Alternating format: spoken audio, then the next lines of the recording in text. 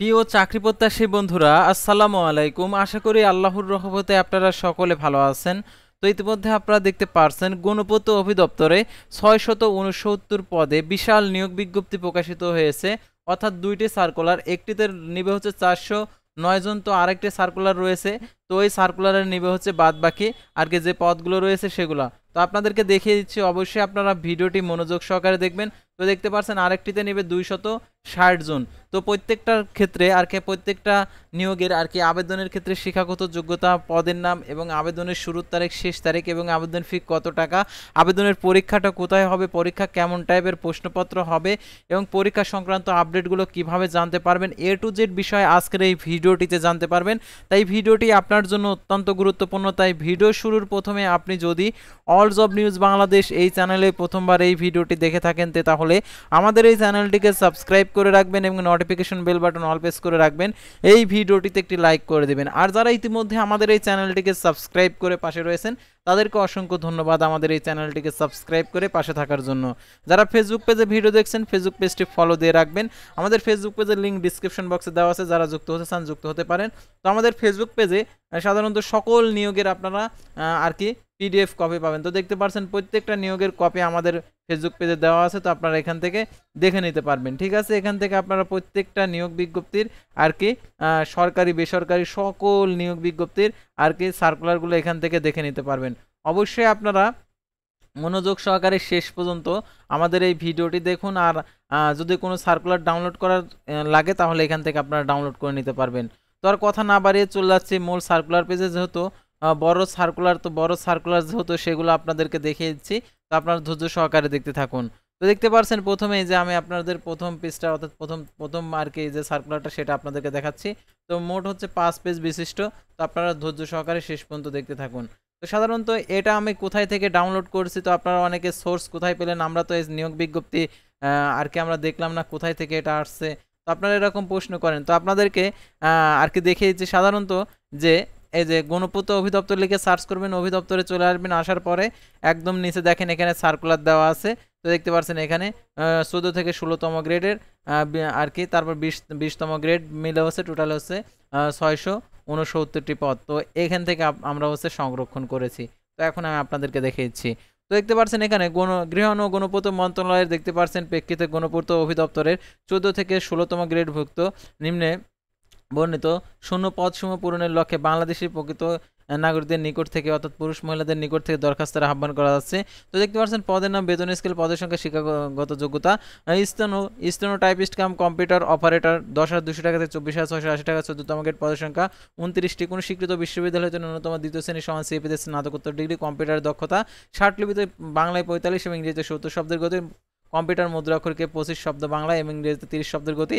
এবং জনপ্রশাসন মন্ত্রণালয় 24/9/2019 খ্রিস্টাব্দ তারিখে জারিকৃত আর কি যে বিভাগের যুক্ত অধিদপ্তর পরিদপ্তর দপ্তর কমন পদে নিয়োগ বিধিমালা 2019 এর তফসিলে 2-3 পরীক্ষা উত্তীর্ণ পরীক্ষা গ্রহণ করা হবে। তারপর দেখতে পাচ্ছেন নকশাকার 9,700 টাকা, 23,490 টাকা। 15তম গ্রেড, পদের সংখ্যা 41টি। কোনো স্বীকৃত সংশ্লিষ্ট ক্ষেত্রে ড্রাফটিং এবং সনদ সহ এসএসসি পরীক্ষা উত্তীর্ণ অভিজ্ঞ প্রার্থীদের অগ্রাধিকার দেওয়া হবে। কার্য সহকারী 9,300 টাকা থেকে 22,490 টাকা। পদের সংখ্যা 144টি। মাধ্যমিক ও উচ্চ মাধ্যমিক শিক্ষা বোর্ড হতে এইচএসসি বা এইচএসসি ভোকেশনাল পরীক্ষা উত্তীর্ণ সহ সংশ্লিষ্ট কাজে 5 বছরের অভিজ্ঞতা। তারা অফিস সহকারী কাম কম্পিউটার মুদ্রা অক্ষরিক 9,300 টাকা থেকে 22,490 টাকা।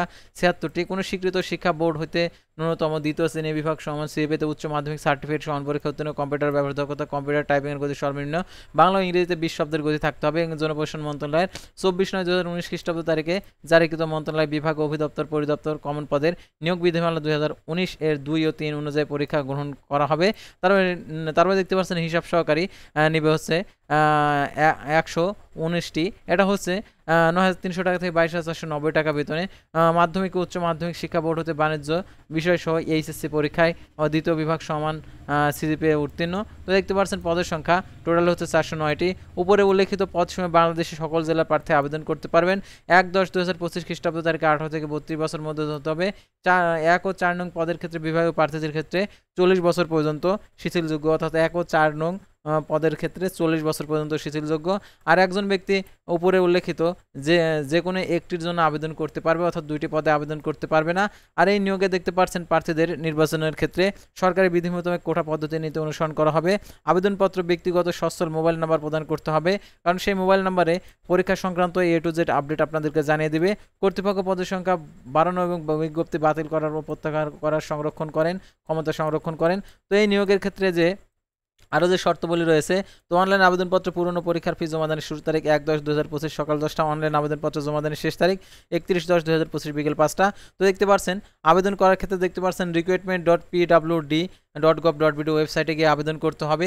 তো এই ওয়েবসাইটে সাধারণত কিভাবে আবেদন করতে হয়, আবেদন শুরু হলে অবশ্যই আপনাদেরকে জানিয়ে দেওয়া হবে, সেহেতু অবশ্যই আমাদের এই চ্যানেলটিকে সাবস্ক্রাইব করে রাখবেন। সাধারণত আনকমনভাবে এটাতে আবেদন করতে হয়, তো আবেদন সিস্টেমটা অন্যরকম। তো দেখতে পাচ্ছেন পরীক্ষার ফি বাবদ দেখতে পাচ্ছেন এখানে যে 100 টাকা, টেলডক্স আর কি সার্ভিস চার্জ হচ্ছে 4 টাকা সহ 104 টাকা অনলাইনে জমা দিতে হবে। এখানে বিশেষভাবে উল্লেখ্য যে আবেদনপত্র সকল অংশ পূরণ করা হলে, সাবমিট করা হলে ফি দেওয়া না পর্যন্ত আবেদনপত্রটি কোনো অবস্থাতে গৃহীত হবে না, সেহেতু অবশ্যই আপনারা ফিটা জমা দিয়ে দেবেন। প্রবেশপত্র প্রাপ্তির বিষয়টি pwd.gov.bd ওয়েবসাইটে মোবাইলে SMS এর মাধ্যমে জানিয়ে দেবে, সেহেতু অবশ্যই SMS আর কি মোবাইলের সেই নাম্বারটি সচল রাখবেন এবং SMS এর প্রাপ্ত নির্দেশনাবলী অনুসরণ করবেন। তো পরবর্তী সার্কুলার রয়েছে, অর্থাৎ সেই সার্কুলারটা আপনাদেরকে দেখিয়েছি। তো দেখতে পাচ্ছেন এখানে যে 20তম গ্রেডের যেটা দেখতে পাচ্ছেন পদের নাম ও বেতনক্রম, অফিস সহায়ক 28,250 টাকা থেকে 20,010 টাকা, 20তম গ্রেড পদের সংখ্যা 161টি, কোনো স্বীকৃত বোর্ড হতে মাধ্যমিক স্কুল সার্টিফিকেট অর্থাৎ SSC পাস, তার নিরাপত্তা প্রহরী 28,250 টাকা থেকে 20,010 টাকা, পদের সংখ্যা 81টি, ভালো দৈহিক ও গঠন এবং সুস্বাস্থ্যের অধিকারী হতে হবে, সরকার কর্তৃক স্বীকৃত 8ম শ্রেণীর পরীক্ষায় উত্তীর্ণ। তারপর দেখতে পাচ্ছেন মালে নিবে 8,250 টাকা থেকে 20,010 টাকা 18টি, বাগানের কাজে 3 বছরের অভিজ্ঞতা, সরকার 3 বছরের অভিজ্ঞতা ও সরকার কর্তৃক স্বীকৃত স্কুল হইতে 8ম শ্রেণী উত্তীর্ণ। টোটালে দেখতে পাচ্ছেন 260টি পদ। আর এটার ক্ষেত্রে দেখতে পাচ্ছেন 1/10/2025 খ্রিস্টাব্দ তারিখে 18 থেকে 32 বছরের মধ্যে হতে হবে। বয়স মনের ক্ষেত্রে অ্যাফিডেভিট গ্রহণযোগ্য নয়। আর আবেদনপত্রে যে সকল কাগজপত্র আপনারা যে সকল ইনফরমেশনগুলো দেবেন, সাধারণত সেই সকল কাগজপত্র আপনাদেরকে অবশ্যই মৌখিক পরীক্ষার সময় আর কি প্রদান করতে হবে, সেহেতু অবশ্যই আপনারা যে সকল কাগজপত্র দিবেন অবশ্যই সেগুলো আছে কিনা সেগুলো দেখে আপনারা সে সকল তথ্যগুলো প্রেরণ করবেন। তো দেখতে পাচ্ছেন এটার আবেদনের শুরু 1/10/2025 সকাল 10টা, অনলাইন আবেদনপত্র জমা দেন শেষ তারিখ 31/10/2025 বিকেল 5টা। আর আবেদনপত্রে 300x300 পিক্সেল ছবি, 300x80 পিক্সেল স্বাক্ষর আপলোড করতে হবে। আর আবেদন করার ক্ষেত্রে দেখতে পাচ্ছেন আবেদনকারী শিক্ষা, অভিজ্ঞতা, দক্ষতা ইত্যাদি সংক্রান্ত সনদের কপি আবেদনপত্রের সাথে আপলোড করতে হবে, অর্থাৎ যে তথ্যগুলো দিবেন সেগুলো অবশ্যই আপনাদেরকে আবেদনের কপির সাথে আপলোড করতে হবে। তো এখানে দেখতে পাচ্ছেন আবেদনের ক্ষেত্রে যে ফিটা আপনারা নির্ধারণ করেছে, অর্থাৎ এই 4র্থ শ্রেণী অর্থাৎ হচ্ছে 20তম গ্রেডের 50 টাকা, টেলডক্স 20 টাকা, আর সার্ভিস চার্জ হচ্ছে 4 টাকা সহ আর কি 54 টাকা আপনাদেরকে জমা দিতে হবে।